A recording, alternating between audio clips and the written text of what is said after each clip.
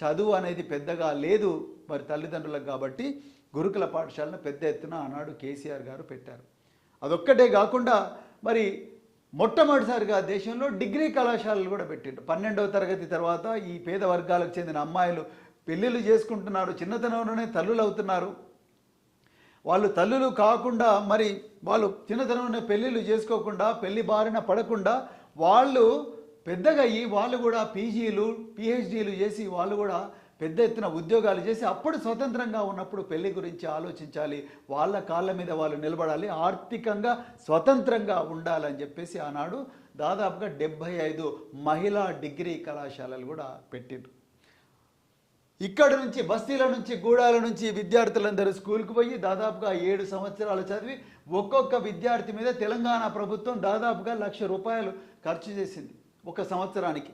so అలాంటి గురుకుల పాఠశాలలో గురుకుల